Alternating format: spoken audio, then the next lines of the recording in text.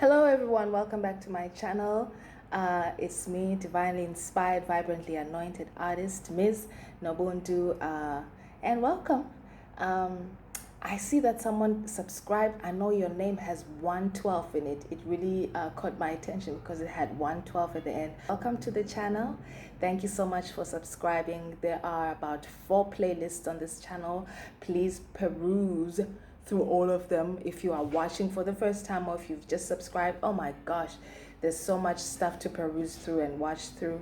Thank you for subscribing, new subscriber. I will put your name down here. I want to give you a shout out. I will see you on the other side of this because this is what this video is about. Oh, it hit me so hard. I was reading Ephesians 6 the other day. And I don't even think I was reading Ephesians 6. I think I had my Bible open to Ephesians 6. And my eyes fell on Ephesians 12. And this is where it says, "For we wrestle not against flesh and blood, but against principalities, against powers, against the rulers of the darkness of this world, against spiritual wickedness in high places." And God said to me, "Who's flesh and blood?" I'm like, "What do you mean who's flesh and blood? People." It's like, no. Who do we usually refer to as flesh and blood? Who do y'all over there on earth in the world refer to as flesh and blood? And I said, family. And he said, boom. Your enemies, most of them, are your family. There's no investment in some fool you don't know, from a piece of bread, from a crumb of soap. There's no investment in that kind of person coming against you, although it does happen.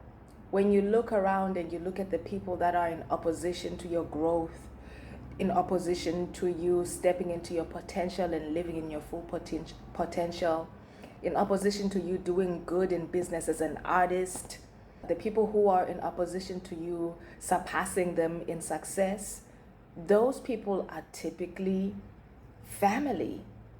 Family in the form of actual blood family, and family in the form of the circle of friends that has become your family.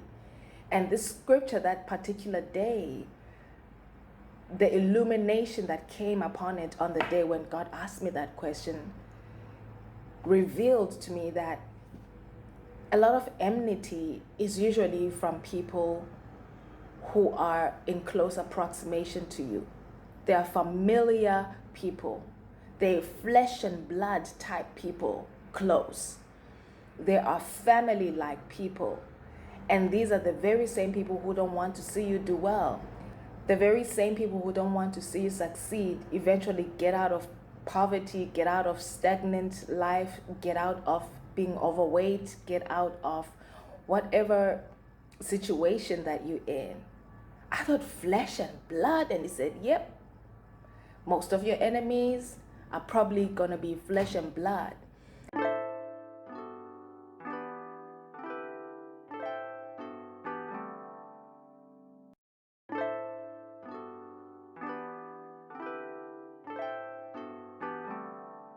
And it's because there is some crack, there's some wide open door in their lives that allows the devil, the true enemy, in the form of the different principalities, the different hierarchies of principalities, which is here the darkness of this world, spiritual wicked in high places. They usually have a crack or a window or opening or a wide open gate into their lives through sin that they're doing in their lives.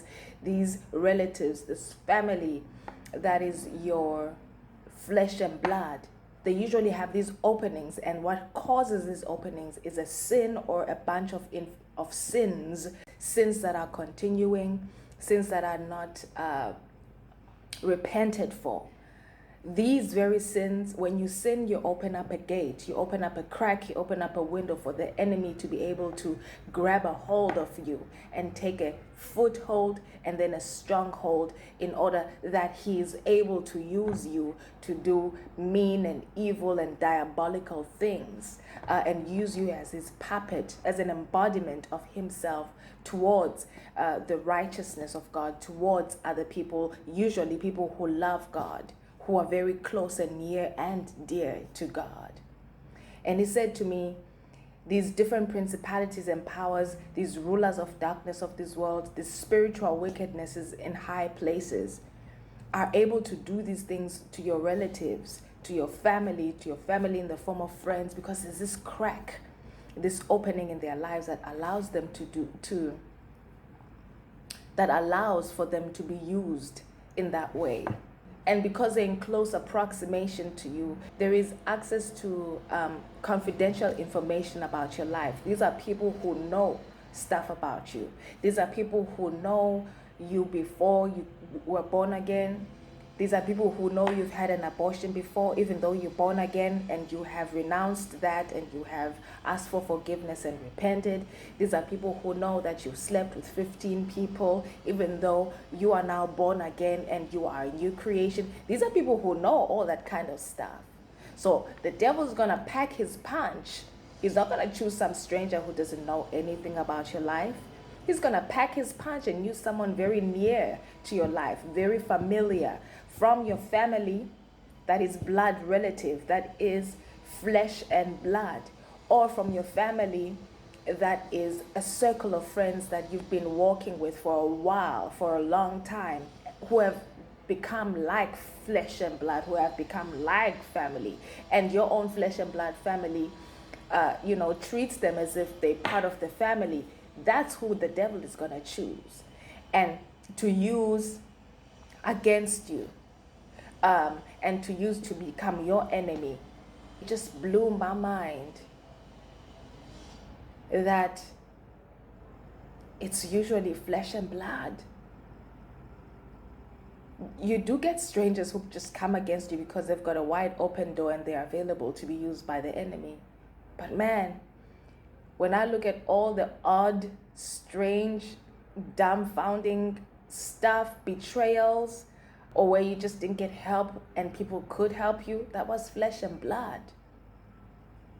Where people forsake you, where people leave you hanging, and you're in the middle of a rock and a hard place, and people act and they have the means and ways to help you and they still don't help you. That's flesh and blood. Even though you're not wrestling against flesh and blood, but against principalities, against powers, against the dark rulers of this world, against spiritual wickedness in high places, even though you are wrestling against those things, those diabolical entities are working through your family. And only because there are wide open windows, wide open cracks, wide open doors in your family that allow for them to be embodied by these wicked entities and be used against you to kind of slow down and trip up your walk and your run into your destiny. It's family. It's usually family. People are always looking for an enemy out there. But I can confirm it's usually family. It's not only strangers that principalities, powers, and rulers of the darkness of this world and spiritual wickedness in high places. It's not only strangers who will be used by these diabolical entities. It's also your family. Take note of that. Trust what your spirit is telling you about someone, Trust what your spirit brings you into the knowledge of about someone. And don't get caught up in, but that's family, that's my cousin, that's my sister, don't get caught up in, it's flesh and blood. Ephesians 6 verse 12 says, for we wrestle not against flesh and blood. That's a clue that flesh and blood can be used against you. So when your spirit tells you, Don't tell so and so, your cousin, your sister, your brother, your aunt, your uncle, about that's your personal stuff anymore. And you're like, but that's flesh and blood. Remember this scripture, that even flesh and blood can be used against you. You have to be really discerning of people's spirit, regardless of family, flesh and blood, or colleague, or whatever it is. Be discerning. You know people by their fruit. Watch their fruit. Not watch their family ties and their how close they are. Is it my first cousin or my second cousin or my third cousin? Oh, of course she would do that, because no. Watch the fruit. You will know them by their fruit, not by their proximity of how thick the blood is. It's the fruit. Watch people by their fruit.